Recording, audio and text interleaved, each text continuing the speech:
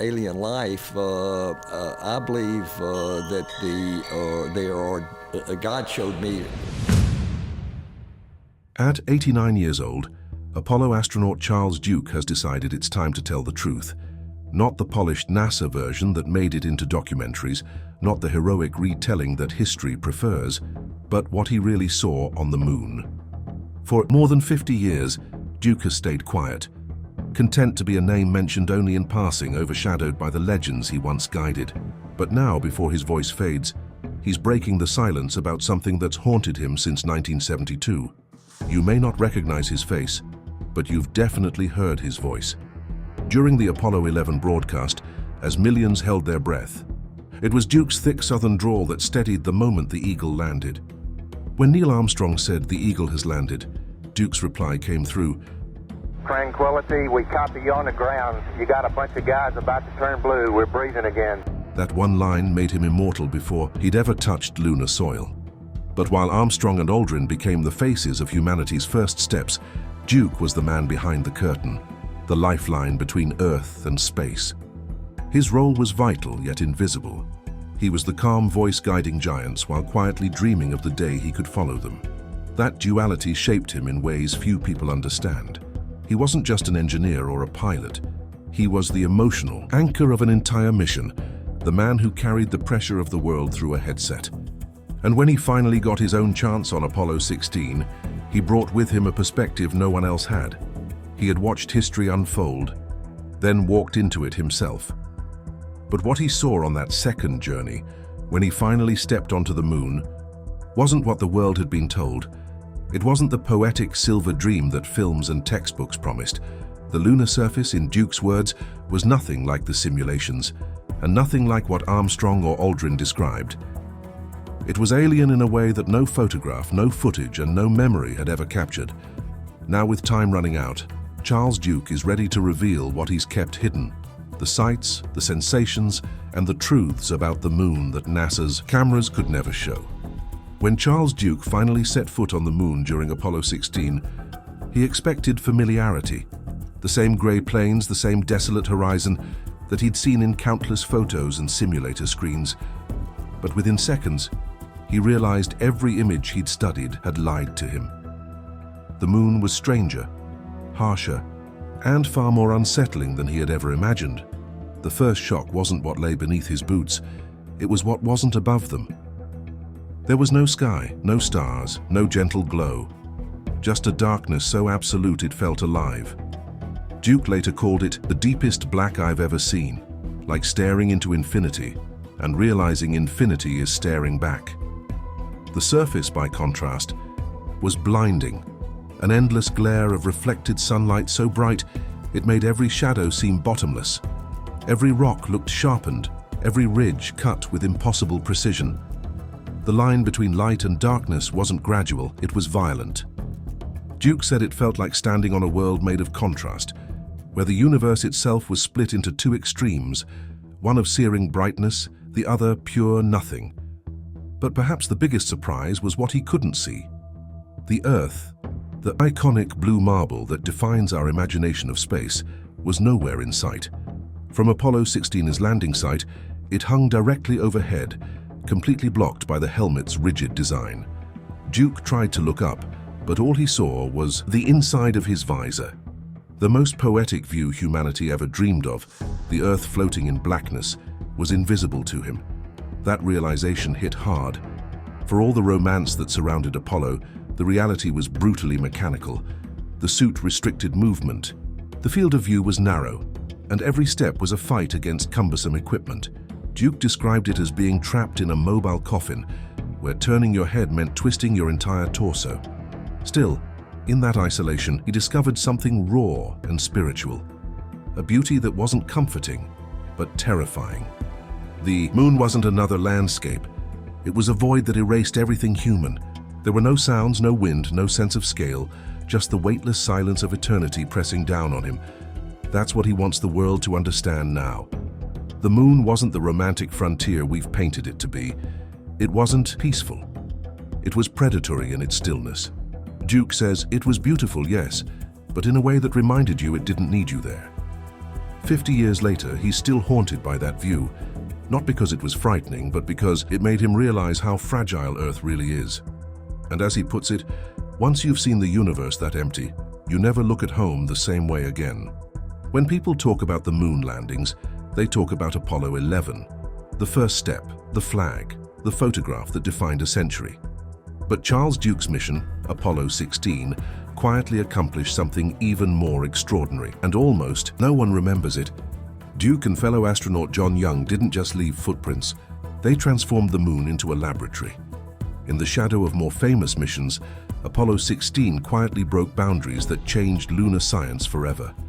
For starters, they deployed the first telescope ever placed on another world, not in orbit, not attached to a satellite, but sitting directly on the lunar surface. It was a far ultraviolet telescope that captured light from stars invisible to earthbound observatories, free from the distortion of an atmosphere. For the first time in human history, we looked into the cosmos from a place where the sky was pure vacuum. Duke later described it as a window into the universe no one else had ever opened, and Apollo 16 wasn't short. They spent 71 hours on the surface, nearly 3 full days. During that time, they covered 16 miles with the lunar rover, collecting over 200 pounds of rocks and soil, samples still being studied today. Each scoop of dust carried clues about how the moon formed, how it evolved, and how it connects to Earth's own creation story. Even now, half a century later, scientists are still finding new data in what Duke brought back. But the public rarely hears about that. History remembers Armstrong's footprint and Aldrin's salute. It remembers Apollo 13's disaster and Apollo 17's farewell. Yet Apollo 16, the mission that turned the moon into a scientific frontier, barely gets mentioned. That frustrates Duke to this day. He once said, "If we forget the science, we forget why we risked our lives to go." He knows Apollo 16 didn't have the romance of the first landing or the drama of a near catastrophe, but in pure discovery it stood unmatched. Their instruments, X-ray and gamma-ray spectrometers, solar wind collectors, seismic devices, mapped the moon's hidden elements: iron, titanium, magnesium. They proved the lunar surface wasn't uniform gray dust. It was a geologic archive of solar system history. Even in lighter moments, that drive for exploration never left him. During one break, Duke famously attempted a high jump, what he called his Lunar Olympics. For a brief second, he soared higher than he meant to and nearly crashed backward, risking his life support pack. He later laughed about it, but behind the humor was truth. We were explorers, but we were still human. That's what makes Apollo 16 so human and so overlooked. It wasn't just about beating the Soviets or chasing glory. It was about curiosity, the same impulse that's driven every generation to look at the stars and wonder what's out there. But Duke's pride in that mission now carries a different weight, because he's seen how fragile truth can become. And today, his greatest challenge isn't gravity or time, it's disbelief. Half a century after his boots touched lunar dust, Charles Duke faces an enemy he never trained for: doubt. In an era where online conspiracies spread faster than facts, he spent his final years defending not just himself, but the very reality of Apollo. He's met people who've looked him in the eye and told him the moon landing never happened. Not in comment sections, in person, at events, in museums, at lectures. And when they confront him, Duke doesn't raise his voice or walk away. He looks them dead in the eye and says, "Sir, I was there." That quiet conviction carries more weight than any argument. This is the same man who guided Armstrong through the most dangerous landing in human history, and then walked across the moon himself. He doesn't debate from theory, he debates from memory. Still, it stings. For Duke, denying Apollo isn't just rejecting a mission. It's erasing the lives that built it. The engineers, the pilots, the families who sacrificed everything so humanity could touch another world. He once said, "When people call it fake, they're not attacking NASA.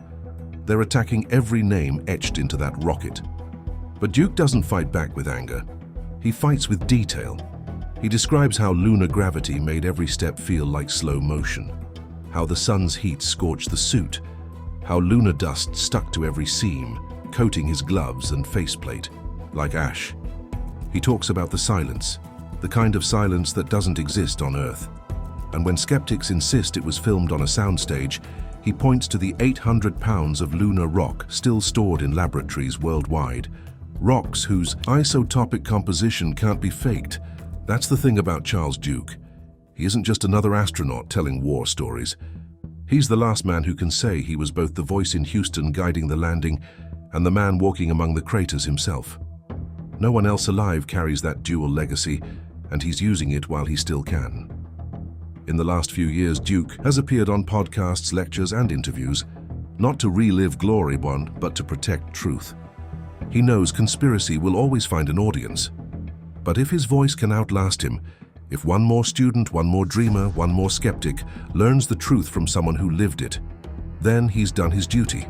As Duke once put it, I can't convince everyone, but I can make sure the truth survives me. If stories like this matter to you, if you believe the truth deserves a voice, take a second to like this video and subscribe to Forgotten Depths. It helps these hidden pieces of history live on. Out of the 12 men who walked on the moon, only 4 are still alive, and Charles Duke is one of them. He doesn't shy away from that fact anymore. He talks about it openly, almost reverently, as if every passing year sharpens his sense of duty. When he looks at the dwindling list of surviving astronauts, he doesn't see age. He sees responsibility. He knows that once they're gone, Apollo will no longer be living memory. It'll be history. He said that textbooks can't capture what it truly felt like, the absolute stillness, the eerie beauty, the realization that Earth looked so small it could fit behind his thumb. For him, those details aren't trivia. They're the heartbeat of Apollo. At the South Carolina State Museum, he once told students, standing on the moon wasn't about planting a flag. It was about proving what humans can do when we believe in something bigger than ourselves. And that belief hasn't faded. Duke sees NASA's Artemis program as the natural continuation of what Apollo began. He often says the moon was never meant to be the finish line. It was a proving ground. Now, with Artemis preparing to return humans to lunar soil, he feels the old spark again, the same one that carried him through the cockpit of Apollo 16. But there's something more personal beneath his optimism. At nearly 90, Duke knows he won't be around to see humanity reach Mars. He talks about mortality with the same calm certainty he used to guide Armstrong through descent, not with fear, but with acceptance. His hope is simple, that his grandchildren and their children after them will inherit a true story of Apollo, one that isn't clouded by politics or conspiracy, but remembered for its courage. When they watch Artemis lift off, he wants them to feel that connection, from his dusty footprints in 1972 to the new ones waiting to be made. There's a moment near the end of his talks when Charles Duke always pauses. He'll look down, take a breath, and for a few seconds it's like he's back there again, standing on that endless plain of dust, surrounded by silence older than Earth itself. He says the moon changes you, not because of what you see, but because of what you feel. It strips everything away, ego, fame, noise, until only truth remains. And for Duke, that truth is both beautiful and heavy. We're small, fragile, and temporary, but capable of the impossible. He doesn't pretend Apollo was perfect. He knows it was born out of politics, fueled by fear, and driven by competition. But he also knows that in the middle of all that noise, humanity achieved something pure. A moment when the impossible became real. And that, he says, is worth defending with every breath he has left. Duke often reflects on what it felt like to look back at Earth, a blue shimmer floating in infinite black. He remembers realizing that every person he'd ever known, every story ever told, every life ever lived, existed on that tiny glowing sphere. From that distance there were no borders, no nations, no divisions, just home. He says that's the perspective humanity still hasn't learned. We reached for the stars, but we still struggle to see each other. And maybe that's why he's speaking now, not for recognition, but as a reminder. Duke wants people to remember that wonder is not naive. It's what drives progress. It's what sent a generation to the moon with less computing power than a smartphone. It's what keeps us looking up instead of down. So when he says he's ready to tell the truth about what he saw, it isn't to shock or confess. It's to rekindle something he fears we've lost. That fragile belief that humanity, when united by purpose, can still touch the impossible. And if there's one thing Charles Duke hopes survives him, It's that sense of awe. That moment of stillness when a voice from across space says, Tranquility, we copy you on the ground. You got a bunch of guys about to turn blue. We're breathing again. not out of fear, but because it's witnessing something divine. Because for Charles Duke, the moon was never a destination. It was a mirror, showing us what we are and what we still could be.